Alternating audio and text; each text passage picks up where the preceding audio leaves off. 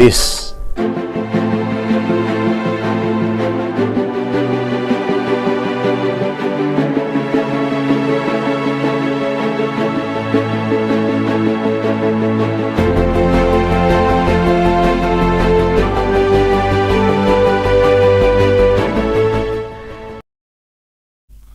Well, as Azimio la Umoja principals continue popularizing their seventh demonstration against the recently signed finance bill, several other groups continue plan for demos, with the recent one being the Kenya Union of Clinical Officers, who now want NHIF to address the recent scandals before imposing the 2.75% proposed increase on deductions. Well, I will be bringing you up to speed with this and many more, but first, let's get the highlights. The Kenya Union of Clinical Officers now threaten to down tools if NHIF fails to withdraw the proposed 2.75% deduction increase. Education CS claims the country's economy is to blame for the delay in allocation of education funds, as school heads demand for permission to collect fees from parents as a solution. Missing former Senior Treasury official Tom Osinde found dead after 2-week search, with police arresting 2 in connection to his disappearance.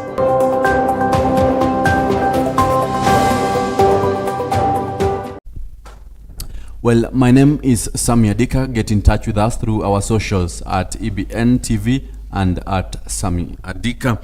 Well, starting off with matters health, the Kenya Union of Clinical Officers has criticized the National Hospital Insurance Fund, NHIF, for proposing an increase on the monthly contributions without involving the public. The union now wants NHIF to withdraw the proposed increase percentage and address the corruption cases and poor service delivery scandals that have tainted the national health insurer, as well as explain to taxpayers how the increased contributions will improve service delivery. Those clinical officers and nurses who are employed by the facility, they account for more than 50% of health workers who are giving services there. So the moment you dismiss them, what happens to service? What we are asking Nakuru County is that they should absorb these healthcare workers. They should not dismiss them. They are supposed to absorb them. And we will be moving to Nakuru County to get audience with the governor so that we can be able to address these matters. This is our demand, that NHF conduct public participation fora to agree with the Kenyan on how to enhance contribution with the assurity of Kenyan getting quality of the money they are contributing. So we are also directing our branch official to embark on sensitizing our members to ensure that on 13th we are ready to carry on with the exercise of the strike. And still on matters scandals facing national health insurer, Kakamega County Governor Fernandez Baraza has urged President William Ruto to crack the whip on drug officials perpetrating alleged graft at the National Hospital Insurance Fund, NHIF. Speaking at St. Mary's Mumias Girls High School during the school's Jubilee celebrations, Baraza warned that the consequences of bad leadership at the top national health insurer will greatly affect the common mwananchi. I also want to join our Lordship the Bishop in talking about matters NHIF. I know we are pumping in a lot of money, and we want to call upon the President achukue hatua kali kwa mambo ya ufisadi kule NHIF. NHIF is a very serious institution ambayo inashughulikia mambo ya bima. Kwa hivyo all those fellows who are misappropriating funds in NHIF, it is the highest time that our investigative agencies take up the audit so that the perpetrators of mismanagement of funds in NHIF are brought to book.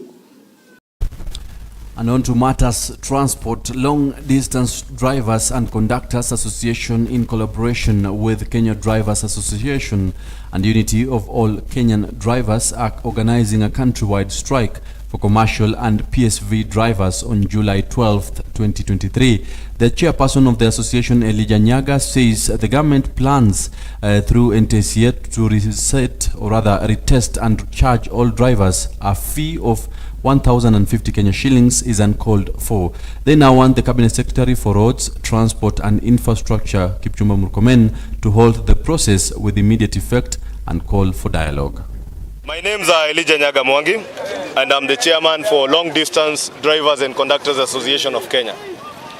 We are here today in Busia to issue our statement on the directive by NTSA concerning drivers' retests and the fees that were imposed for drivers. And I'll read our statement. The press statements follows our recent 21 days notice to protest against the government's decision to impose a compulsory retest of drivers at an additional fee of 1050. We wish to express our deep concern regarding the financial burden placed on drivers who are predominantly low-income earners. We believe it is crucial for the government to consider the important role that drivers play in the building of the economy.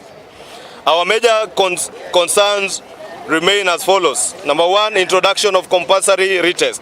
We want to emphasize that our opposition lies in the charges attached to the retesting process rather than the concept itself. We acknowledge the importance of ensuring road safety and competent drivers. However, the financial burden imposed on drivers through this additional fee is unfair and requires immediate action. Number two, non-inclusion of drivers in negotiations and agreement. We strongly believe that any negotiations or agreements that impact drivers should include their direct involvement. It is crucial that the voices of drivers are heard and considered in these discussions. We call for their active participation to ensure fair representation and comprehensive resolution of their concerns. Kwa hivyo tungependa kuaddress na kuambia CS wetu ambaye ni CS wa transport, Bwana Murkomen, uweze kusikia malalamishi ya madereva na uweze kuita madereva kwenye meza ili mkae pamoja nao ili tusuluhishe jambo hili. Mambo haya yakosa kuangaziwa.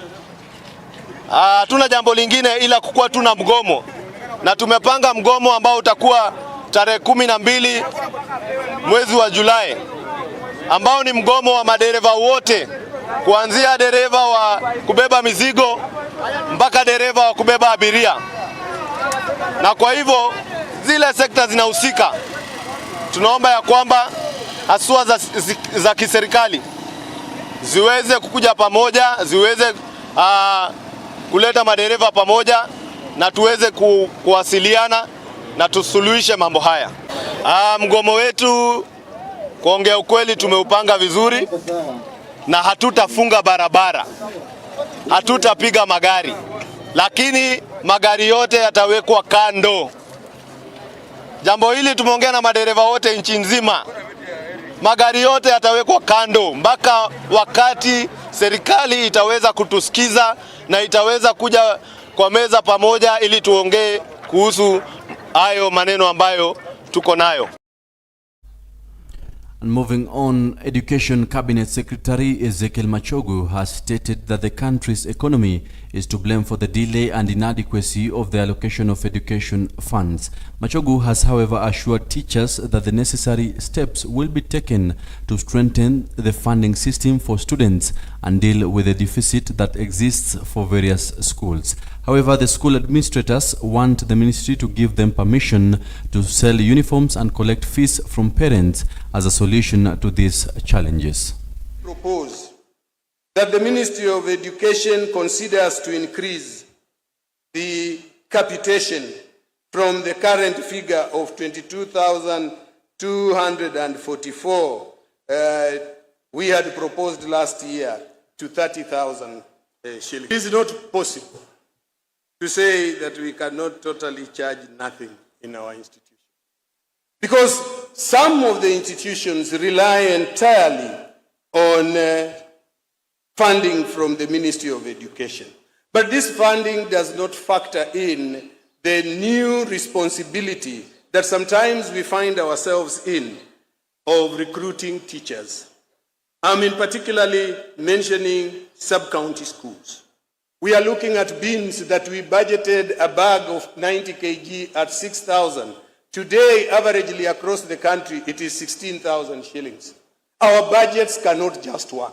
So, sir, encourage parents to pay fees for those in boarding schools, to pay money for lunch and any other money that we will be. We shall regulate ourselves as principals so that we continue providing the quality of uniform that we want our children to wear. I'm struggling and working hard to ensure that the figures don't come down.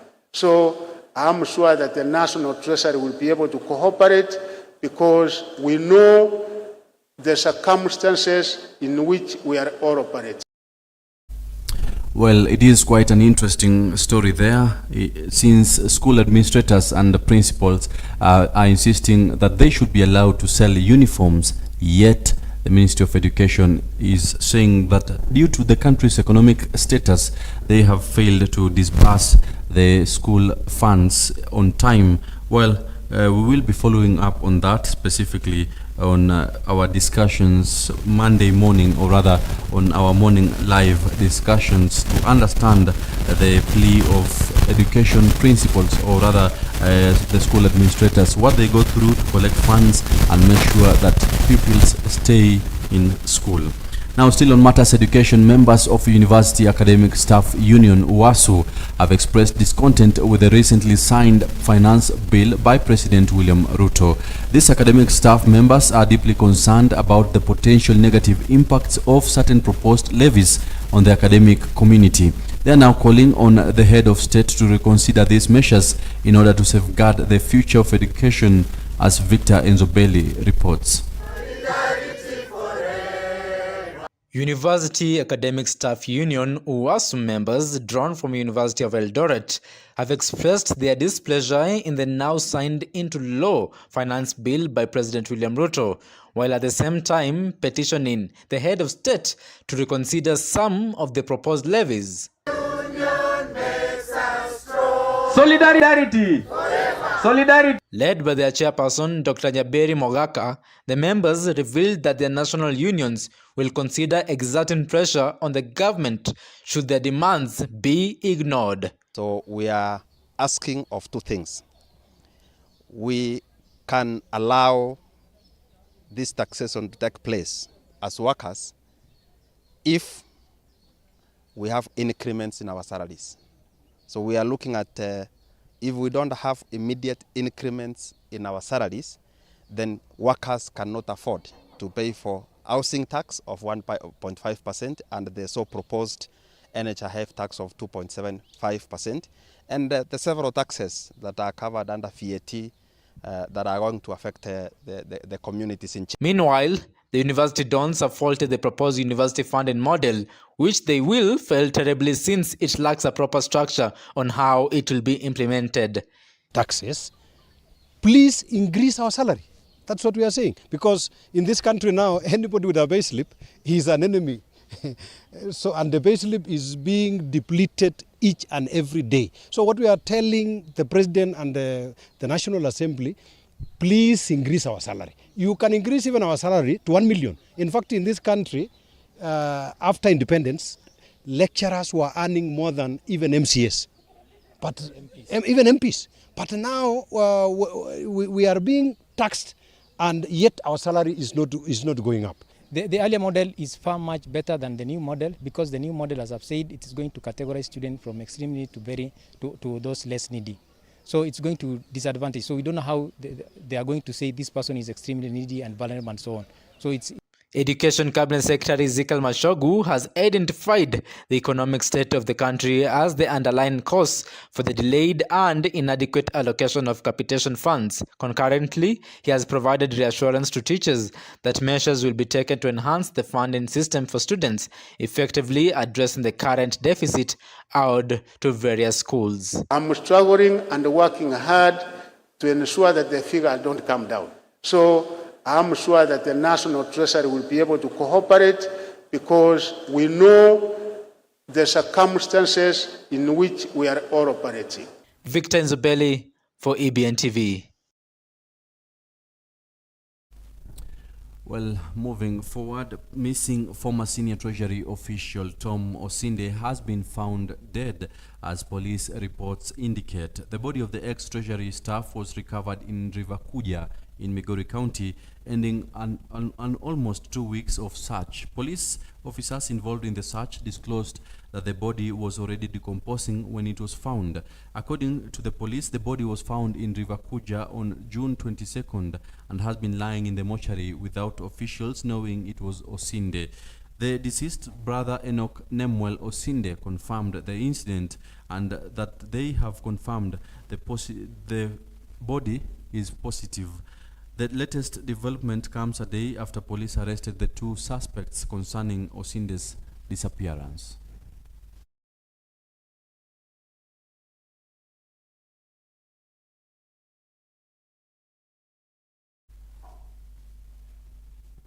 And now crossing over to Machakos County, the county deputy governor Francis Mwangangi now says it is the right time for governors and deputy governors to strengthen their relationship to ensure devolution is fully successful. This follows the Senate step to save Siaya County Deputy Governor William Oduol, who was at the verge of losing his position after being impeached by a record 42 Siaya County Assembly members. Mwangangi has praised the Senate, stating that it plays a big role in keeping devolution afloat despite the existing challenges. Mwangangi has also urged President William Ruto to consider smoothening operations between the devolved units and his government to ensure service delivery to Kenyans. Sababu devolution came, watu washikane wafanyie wananchi kazi. And I'm saying, deputy governors, myself included, we should know we have one executive governor. Lazima huyu governor ni mheshimu na nimuombe anywhere I go, sincerely, from my heart. Na yale anasema tufanye hapa, tupitie hapa. Lakini ukiangalia mengine, siasa ya vyama, nini, ndio inapelekwa Senate. Mimi nashukuru Senate ya Kenya, because they saved devolution in this country. Sasa watu waende wakae chini, wazungumze pamoja, wasonge mbele. Na we have our clergy, like in this region of Ukambani. Dr. Ndabuki, His Grace, anasimamia continent bara la Afrika. Abraham Mulwa na viongozi wengine wa makanisa wana uwezo. Ikiwa kuna shida, tuende pale, tuzungumze. Na ikiwa kuna shida, tuombe, uende nyumbani ukiwa umeridhika. Hii wasting of resources from county all the way to Senate, haisaidii anybody. And now taking a look on matters affecting West Pokot County residents. The pain and scars brought about by female genital mutilation (FGM) on many girls and women in pastoral communities has led to many divorced and marriage breakups. In addition, young educated men in such societies, mainly West Pokot County, are moving towards marrying ladies who have not yet been cut, leaving those who are cut for the uneducated men. This is according to anti-FGM activist Domtila Chesang and Komesi Women Network Organization chairperson Susan Kropp, as Roifan Shikuku reports. After undergoing genital mutilation, girls are left unsupervised with wounds. The circumcisers are inexperienced since most of them use spotlights during the procedure, causing additional harm that often leads to need for surgery. In addition, they are anonymous, making accountability difficult. The society has set the standards that they must marry a woman who is cut, but because of their own experiences, the men are now going for women who are not cut.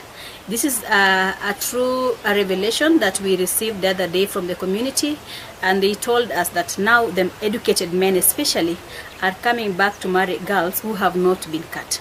And it is becoming a serious issue, and it will become a big problem in future because now the girls who have not been cut are not being married. Older women are discouraged from speaking out about their pain and suffering. Some of them encourage their husbands to marry additional wives to share the burden of FGM. In addition, older women who already have children still undergo FGM due to cultural and economic pressures. Nimefanya FGM iende juu ni mambo ya kuharash wasichana wetu, kueleza wasichana kwamba wewe ungali mbichi, na tumeshindwa. Hii mbichi inatoka wapi? Unapata wanawake ni 4, mmoja hajageketwa. Unaona hao wengine hawasimame hata kwa hiyo mlango ya huyo mama mwingine, hawaongei. Wanaambia mwanamume, wewe unaingia kwa hiyo nyumba, mwanamke huyo mbichi, usiingie manyumba zetu, tusiletee ugonjwa. Wenye wanakeketwa hawana chochote, wako sawa. Kwa hivyo na wamama pia, ile wakongwe, ile wamama zetu, mama mukwe ndio iko na shida kubwa sana, yenye imeleta shida kubwa ya FGM. Kama last week mimi nasema 2 days ago, mama mwenye ako na watoto 4 anatairiwa, mama mwenye ako na watoto 3 anatairiwa, mama mwenye ako na watoto 2 anatairiwa. Sijui tuko tunaelekea dunia gani? HIV transmission, physical complications and psychological consequences are among the harmful effects of FGM. Kenya aims to eradicate FGM by the year 2030, extending the previous target of the year 2022. However, despite efforts like community sensitization programs which aims to address the issue, reports of FGM still continue. For EBN TV, I'm Roifan Shikuku. Well, we hope that such a retrogressive culture shall be brought to an end.